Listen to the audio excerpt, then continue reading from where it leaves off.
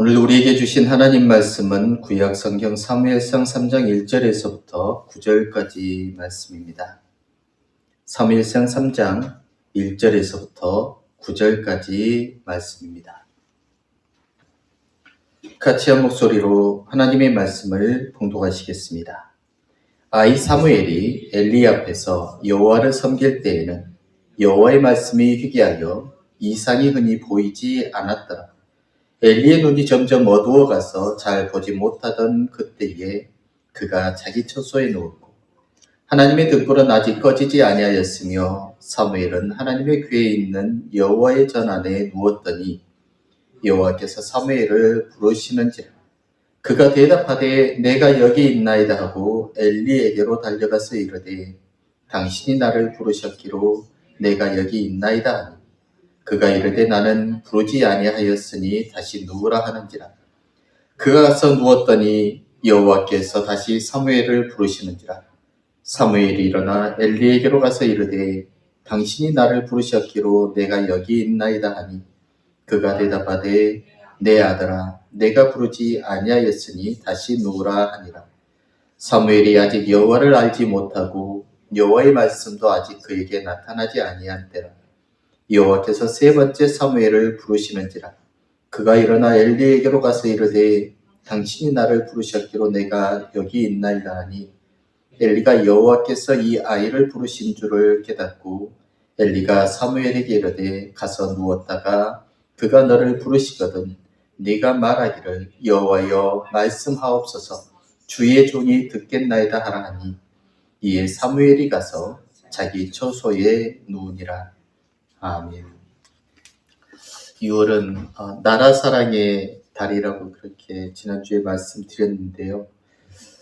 나라 사랑에 대해서, 나라에 대한 이야기들을 계속해서 해보려고 합니다. 인도에 간디라는 사람이 있지요. 이 간디라는 사람이 한 말 중에서 유명한 말이 있는데 나라에 대한 이야기인데 망국론이라는 이야기를 했어요. 이 간디가 그 망국론에 대해서 이렇게 사회와 나라를 망치는 7가지에 대해서 이야기를 했는데 첫 번째 나라를 망하게 하는 것이 일하지 않고 얻은 재산이랍니다. 그러니까 땀을 흘리지 않는 사람들이 먹고 사는 나라들, 그리고 땀을 흘리지 않는 사람들이 나라의 재산들을 대부분을 차지하는 그러한 국가와 사회, 공짜를 너무 좋아하는 그 사회는 틀림없이 망할 것이다라고 이야기를 했습니다. 우연하게 복권을 사러 갔을 때 그 옆에 제가 교회 다니시는 분이 앉아서 복권을 열심히 긋고 있는 것을 보았는데 제가 참 재미있는 말들을 들었습니다. 한 장 한 장 하나하나를 긁을 때마다 그분의 입술에서는 주여 믿습니다를 계속해서 이야기를 하지만은 제가 그곳에 앉아 있는 동안 수십 장의 복권을 긁었는데도 500원짜리 몇 개, 1000원짜리, 5000원짜리 몇 개 당첨되는 것을 보았습니다. 어떻게 보면은 이 나라에 그리스도인들도 많이 있지만 그 그리스도인들마저도 공짜를 좋아하는, 그러니까 갑작스럽게 찾아오는 그러한 부를 좋아하는, 물론 개인이 힘든 일 때문에 그럴 수도 있지만 그런 현상들이 많이 있고 복권이 많은 나라일수록 망해갈 확률이 더 많다라는 것을 우리는 깨달을 수 있는 것이죠. 두 번째가 뭐냐면요, 양심이 결여된 쾌락이랍니다. 그러니까 이 쾌락이라는 것 자체는 나쁘지는 않잖아요. 사람이 즐거워할 수 있고 즐거움을 위해서 우리의 것들을 투자할 수는 있는데 양심이 결여된 쾌락이 뭐냐면은 옆에서 굶어 죽어가는 사람이 있고 아파 죽어가는 사람이 있다고 하더라도 자기의 즐거움을 위해서 외면하는 사람들이 많은 사회가 곧 망해가는 사회라는 그러한 말들을 간디를 통해서 하고 있습니다. 양심이 없는 쾌락이 사회를 무너뜨리는 근간이 되는 것이죠. 또 성품이 결여된 지식도 있답니다. 성품이 결여된 지식.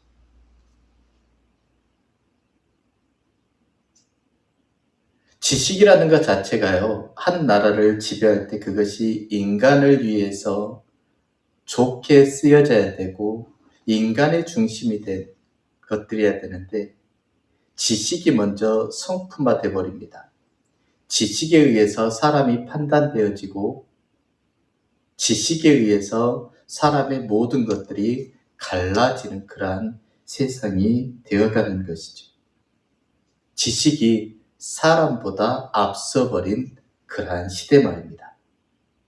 그래서 지식화된 자기네들끼리 좀 엘리트라고 하는 사람들끼리 자기의 그룹을 만들어서 구별되는 그 사회들, 지식을 상품화해서 그것을 가지고 다른 사람을 무시하는 그러한 사회가 되었을 때는 그 사회는 망하고 말 것이다라고 이야기를 합니다. 네 번째가 뭐냐면 도덕성이 없는 사업이랍니다.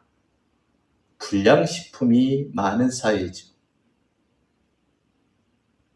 돈이 먼저이고 사람의 목숨은 나중인 그러한 사회 말입니다. 먹을 것을 위하여서 도덕이고 윤리고 이것을 다 팔아버린 채 눈을 닫은 채 그저 누가 먹든지 나만 돈을 벌면 된다라는 그러한 사회. 도덕성이 없는 사업이 가득한 이 사회가 결국 망할 것이라고 이야기를 합니다. 또 인간성이 결여된 과학도 사회를 망하게 하는 것이랍니다. 과학의 절대성이 인간의 존재를 뛰어넘어버리는 것이죠.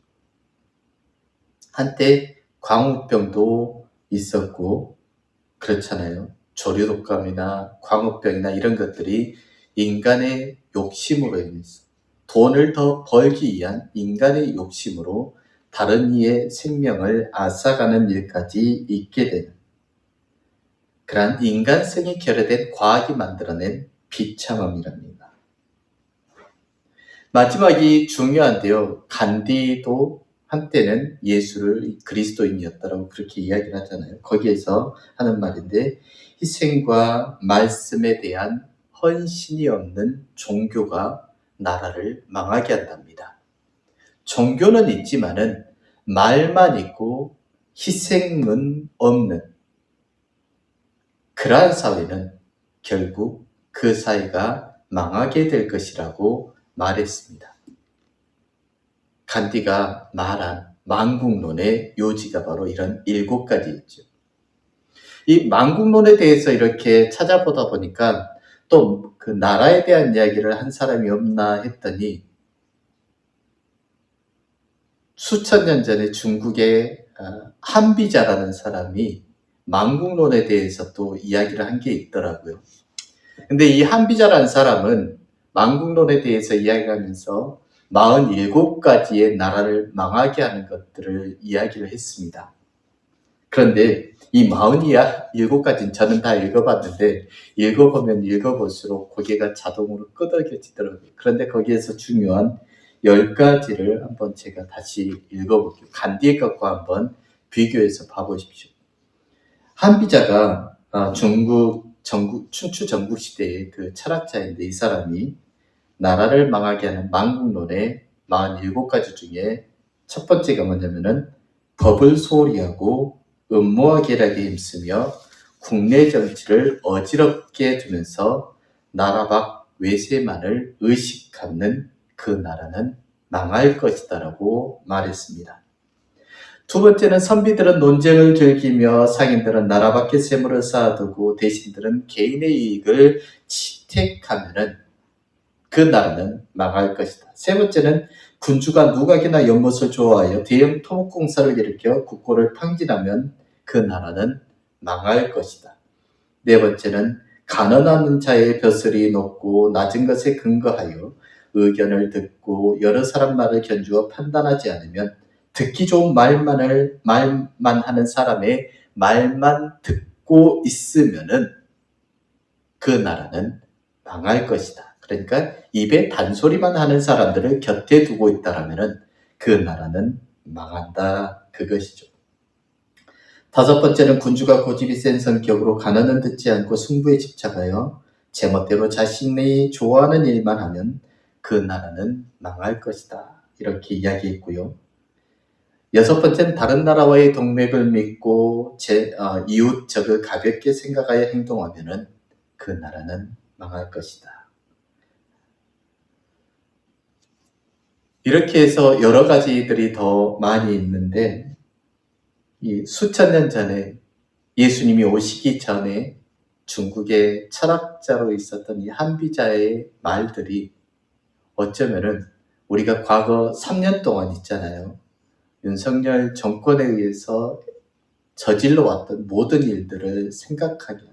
그러니까 윤석열 정권이 망하게 된 근거들이 한비자의 말들에 틀림없이 있다라는 것을 제가 발견하면서 47가지를 읽어보면서 고개를 끄덕였습니다. 여기까지 보면은 이제 간디의 만국론이나 아니면 한비자의 만국론이나 이런 것들을 보면은 국제적인, 국내적인, 정치적인, 외교적인, 경제적인 이러한 것들에 대한 이야기들을 끊임없이 하고 있잖아요. 나라라는 것이 단순히 그냥 지도자가 있고 국민이 있고 영토가 있어서 끝나는 것이 아니라 국제적인 또 경제적인, 사회적인, 정치적인 모든 것들이 든든해야지 나라가 세워져 간다라는 그 이야기를 하고 있습니다. 그런데 저는 이 나라를 망하게 하는 것들 중에서 영적인 것들을 한번 생각해 보려고 합니다. 간디도 이제 간단하게는 말을 했지만은 나라를 망하게 하는 것은 이러한 정치적인, 경제적인 원인에만 있는 것이 아니라 분명한 것은 영적인 문제도 틀림없이 있거든요. 그래서 저는 하나님께서 나라와 민족을 버리셨던 때를 기억하면서 영적인 문제에 대해서 같이 생각해 보려고 합니다. 하나님이 선민이었던 이스라엘 백성들, 하나님께서 지으셨던 사람들과 국가들을 버릴 만큼 영적으로 타락한 것들이 무엇인지에 대해서 같이 생각해 보면서 우리가 정말 그리스도인으로서 나라를 든든히 세워가는 영적인 군사의 모습이 어떤 모습인지에 대해서 같이 생각해 보려고 합니다. 첫 번째, 하나님께서 나라와 민족을 버리셨던 그 사건이 어디에 나오냐면요. 바벨탑 사건에 나오거든요. 하나님께서 허무신 첫 번째는 바벨탑입니다. 바벨탑의 가장 큰 골자가 뭐냐면은 우리가 하나님처럼 되자였습니다. 하나님이 저기에 있지만은 그보다도 높은 탑을 쌓으면은 우리가 하나님처럼 될 수 있을 것이다. 그리고 나서 하는 말이 뭐냐면은 우리의 이름을 널리 알리자입니다.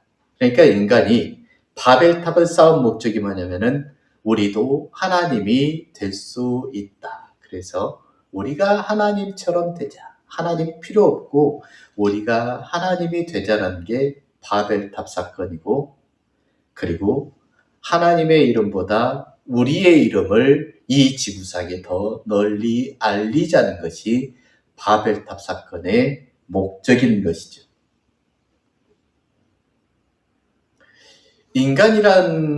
인간이 모아놓으면은 항상 이런 짓들을 해왔습니다. 나도 하나님이 될 수 있다입니다. 그 사건의 시초가 바로 아담과 하와의 사건이잖아요. 하나님만 선과 악을 구별할 수 있냐? 우리도 할 수 있다. 하나님만 부끄러워하냐? 우리도 알 수 있다.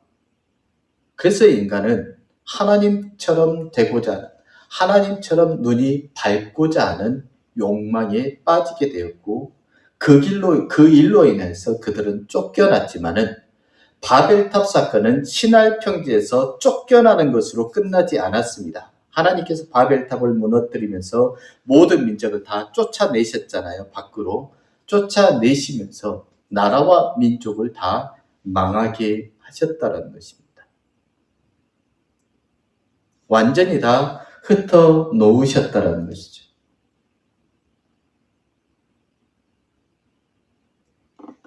그 신기한 사건이 바로 이 바벨탑 사건입니다. 그런데 이 바벨탑의 사건은 그때 신할 평야에서만 일어난 것이 아니고요. 끊임없이 우리가 사는 이 사회에서는 일어나고 있습니다.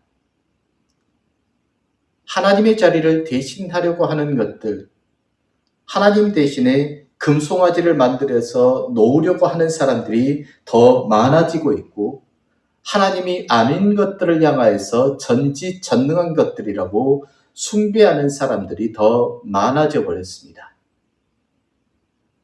교회는 어떨까요? 교회 역시 하나님을 믿는다고 하지만은 하나님의 자리를 대신한 것들이 더 많이 있습니다. 물론 돈과 명예라는 것이 그렇기도 하겠지만은요. 교회 안에서도 하나님을 대신하려고 하는 사람들이 얼마나 많은지 모릅니다. 이 사회의 사람들은 하나님을 알지 못한다고 하지만은 스스로 조물주가 된 것처럼 착각하는 사람들이 너무나 많습니다. 하나님이 하려고 하는 것들을 해보려고 하는 사람들이 더 많습니다. 그리고 그것으로 인해서 자기의 이름이 남겨지는 것을 즐거워하는 사람들도 너무 많이 있습니다. 신이 되려고 하는 사람들이 많이 있죠. 우리나라에도 이단들의 대부분이 하나님이 되려고 하는 사람들이 많습니다. 물론 이단들뿐만 아니라 과학을 아는 사람, 정치를 아는 사람, 경제를 아는 사람, 이 사람 모든 사람들이 절대신을 과학에, 정치에, 권력에, 돈에 두면서 스스로 하나님처럼 행동하려고 하죠. 우리는 윤석열이라는 사람이 그렇게 해서 파면되는 것을 보았지만은 지금 우려스럽게 보는 것이 미국의 트럼프입니다. 그 힘을 하나님처럼 쓰려고 합니다. 그 스스로도 하나님을 알고 모든 사람들이 성경을 한 권씩 갖게 하겠다라는 것이 그의 목적이었는데 그 스스로가 하나님이 되어서 전쟁을 일으키려고 하고 사람을 쫓아내려고 하고 스스로 죽이려고 한다는 사실입니다. 뭔가 조금이라도 가지면은 사람들에게 지지를 받고 자기의 이름을 날리면서 스스로 하나님이 되려고 할 때 그 영적인 타락으로 인해서 민족이 흩어지고 국가가 멸망당하는 그러한 일들이 생긴다라는 사실을 우리는 항상 기억해야 한다는 것이지요. 두 번째는 하나님께서요, 국가와 민족을 허무신 그 사건이 어떤 사건이냐면은 예루살렘 성전의 타락을 보면서 그 성전을 허물면서 국가와 민족을 흩으셨다라는 것입니다. 성전이 있었는데 성전에 분명히 하나님의 이름을 부르는 사람들이 모여서 예배하고 있었는데 하나님은 그 성전을 무너뜨리고 그 국가와 민족을 그리고 하나님이 택하였다라고 하는 이스라엘 사람들마저도 각 지마다 각 나라로 흩어버리셨다라는 사실입니다. 이스라엘이 멸망하게 된 것은 성전이 없어서는 아니었습니다. 성전을 크고 웅장하게 지어놨습니다. 그 안에 법궤도 두었고 그 안에 모세의 돌판도 두었고 그 안에 하나님이 명하신 모든 것들을 다 만들어 놓고 가는 곳마다 그것이 앞장서서 가게 만들었습니다. 성막을 그렇게 만들고서 이제는 이 성막 대신에 성전이 필요하다. 이제 우리가 더 이상 돌아다닐 것 없이 하나님이 약속한 땅을 주셨으니 우리 이제 성막이 필요하지 않고 성전을 만들어서 여기에서 영원히 우리가 하나님을 섬기면서 살아보자라고 그렇게 말을 했습니다.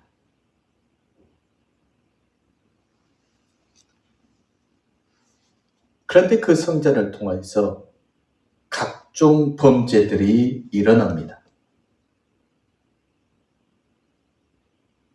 그 안에서 이권을 가진 자들이 그 성전 하나님의 말씀을 이용하기도 했습니다. 눈에 가시처럼 여겨지는 사람을 거짓 증언을 통해서 성전에서 재판을 받아서 쫓겨나기도 하고 죽임당하기도 했습니다. 하나님의 말씀이 있었던 그 시대, 다윗의 시대마저도 성전 옆은 범죄의 온상이 되고 말았습니다. 솔로몬 시대의 성전도 마찬가지입니다. 다윗과 솔로몬이 하나님을 안다고 하지만은, 그리고 그 아들 솔로몬은 성전을 지었다고 하지만은 그곳은 범죄의 온상이 되고 말았던 것이죠. 왜 그랬을까요? 여기에 대한 힌트가 바로 사사시대가 있습니다. 그 시대는 왕이 없는 시대이므로 자기 소견에 옳은 대로 행하였던 그것이죠. 그런데 실상 사사시대는 왕이 없었던 시대는 아니거든요. 이스라엘의 왕은 하나님이셨잖아요. 그리고 하나님을 대신하는 사사가 있었습니다. 그런데 굳이 그 시대를 왕이 없는 시대라고 표현을 하거든요.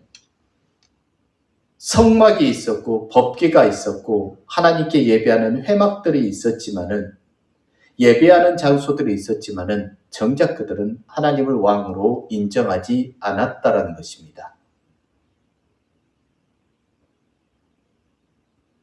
하나님이 왕이 되지 않고 성전만 만들어 놨습니다. 자기 만족을 위해서 예배하였고 자기의 배를 채우기 위해서 성전에서 제사 지낸 척 하였습니다. 제사장은 날이 갈수록 엘리처럼 몸이 거대해집니다. 살이 찌고 그 집의 재산들은 많아지기 시작합니다. 사람들은 그것들을 보면서 여전히 죄에 빠져 있습니다. 그 시대를 오늘 성경에서는 말씀이 희귀한 시대라고 하였습니다. 성전은 분명히 있지만은 그 안에 수많은 범죄가 가득하였던 그 시대. 하나님은 그렇게 해서 예루살렘 성전을 멸망당하게 하였고 마지막으로는 로마에 짓밟히게 함으로써 모든 백성들이 다 흩어지게까지 하였습니다. 성전이 타락해 버렸을 때 하나님은 있으나 하나님을 인정하지 않는 그 시대에 하나님은 국가를 흩으시고 민족을 흩으시고 외세의 침략 앞에 두셨다라는 사실입니다. 마지막 세 번째, 하나님이 국가와 민족을 버리시면서 함께 버리신 것이 있습니다. 바로 무엇이냐면은 십계명이든 법궤와 성경의 원본들입니다. 참 신기하지 않습니까? 지금 우리가 보는 성경은 원본으로 되어 있는 것이 하나도 없습니다. 다 사본들입니다. 그래서 그 사본들이기 때문에 필사를 하든지 외워서 쓰든지 하다가 오류들이 틀림없이 있었을 것입니다. 그런데 하나님은 지금 우리에게 법궤가 있고요, 십계명 돌판이 그대로 있고 성경의 원본이 그대로 있다라면 어땠을까요? 모든 사람들이 하나님을 믿고 하나님의 이름을 부르면서 하나님을 두려워하는 세상이 되었을까요? 그런데 성경에서는 그렇지 않습니다. 성경에서는요, 계속해서 뭐냐면은 법궤와 이러한 것들이 우상화되는 것을 볼 수 있습니다.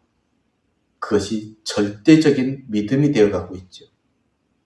하나님 그 자체가 절대적인 믿음이 아니라 법궤가 더 절대적인 힘이 있어버리고 하나님의 말씀이 그 입에서 나오는 말씀이 능력이 있는 것이 아니라 기록된 두루마리가 더 위대한 것들이 되어버렸습니다. 그래서 하나님께서는 결국은 나라와 민족을 흩으시면서 법궤와 성경의 원본까지도 다 흩으셨습니다. 사라지게 하셨던 것이죠. 그것들이 우상이 될까 봐요. 우리는 우상화라는 말에 대해서 굉장히 많이 들었습니다. 우상화라는 것이 무엇일까? 하나님을 대신해서 섬기는 것들이 바로 우상일까? 이렇게 생각합니다. 저도 그렇게 생각을 해왔었고, 우상은 하나님을 대신한 것들을 형체를 만들어서 섬기는 그러한 것들을 우상이라고 말하고 그것들을 우상화라고 이야기를 했습니다. 그런데 더 큰 우상화가 있습니다. 우상화는 하나님의 말씀을 숨겨놓는 것입니다. 하나님의 말씀을 숨기고 살아가는 것이죠. 회막에서는요, 이스라엘 백성들이 함께 진행을 할 때 법궤가 제일 먼저 가잖아요. 제사장들이 맨 법궤가 제일 앞에 나가고 그리고 회막 그 성물들이 그 뒤를 이렇게 따라가고 백성들이 따라갔었잖아요. 그 말은 무슨 말이냐면은 하나님의 법궤, 하나님의 말씀, 십계명 돌판이 백성들에게 항상 눈에 보였고 그것들이 눈에 띄었던 시대라는 겁니다. 그런데 성전을 만들고 나서부터는 백성들은 볼 수가 없었습니다. 그것을 제사장들이 다 뺏어서 자기만 볼 수 있게 만들어 놔버렸고 백성들은 1년에 한 번 볼까 말까한 시대를 만들어 버렸죠. 말씀이 정말 백성들 앞에서 희귀한 시대가 되어버렸고 종교 지도자들이라고 한 사람들은 말씀을 숨기기에 급급했습니다. 캐톨릭이요, 중세시대 때 일반 백성들에게 금한 게 있었습니다. 하나님의 말씀을 못 읽게 했습니다. 그래서 신부들만 라틴어를 배워서 신부들만 성경을 읽게 해주었고 일반 성도들은 라틴어를 읽지도 못하고 그저 신부가 하는 말들만 들어서 알게 되었던 것입니다. 신기하게도 그 캐톨릭은 점점 더 타락하게 돼서 종교개혁이 일어나게 되었죠. 그런데 지금 세상에 우리는 하나님의 말씀을 어떻게 숨길까요? 성도들은 어떻게 하나님의 말씀을 숨기고 있을까요? 구별되지 않는 것입니다.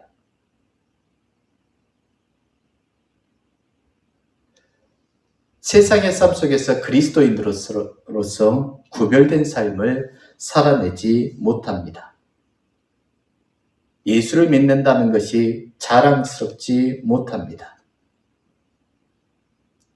세상은 이렇게 변해가는데 그리스도인들은 말씀의 기근에 더 빠져 있습니다. 그것을 숨기려 하기 때문입니다. 말씀을 드러내는 사람들이 희귀한 세상이 돼버렸습니다. 이스라엘이 그 말씀을 숨겨놓고 백성들이 보지 못하게 만들어 놓고 그것이 마치 하나님의 진리인 것처럼 이야기를 했을 때 하나님은 성전을 무너뜨리셨고 나라를 무너뜨리셨고 백성을 흩뜨려 놓으셨습니다.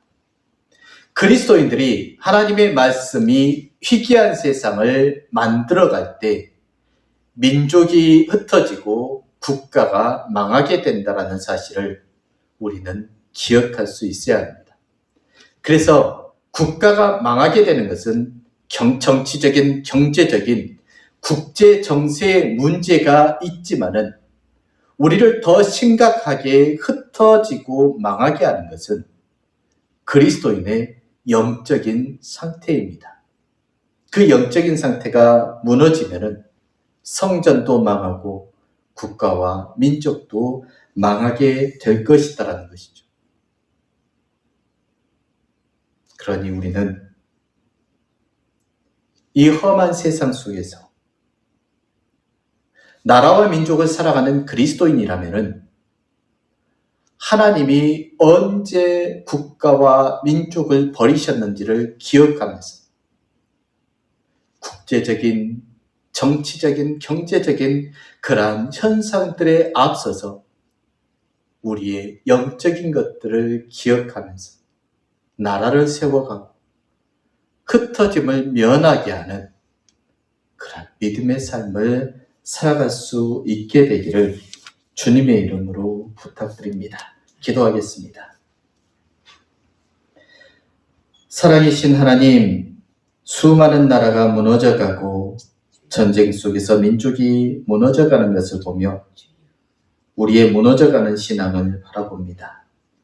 바벨탑을 무너뜨리고 예루살렘 성전까지도 무너뜨리시면서 우리의 믿음을 바로 하기를 원하시는 하나님, 간절히 바라기는 우리가 믿음을 가졌다고 하지만은 스스로 바벨탑을 세우는 스스로 하나님이 된 것처럼 여기지 않게 하시고 성전에 있지만은 하나님을 보지 못하는 영적인 암흑기를 겪지 않게 하시고 믿음이 무너지고 나라와 민족이 무너지는 그 어리석은 일들이 우리가 영적으로 무너져갈 때 일어나고 있다는 것을 잊지 않게 하심으로 말미암아 우리는 날마다 내 영적인 모습들을 기억하고 보수하며 살아가서 나라와 민족을 함께 세워나갈 수 있는 우리 그리스도인들이 다 되게 하여 주시옵기를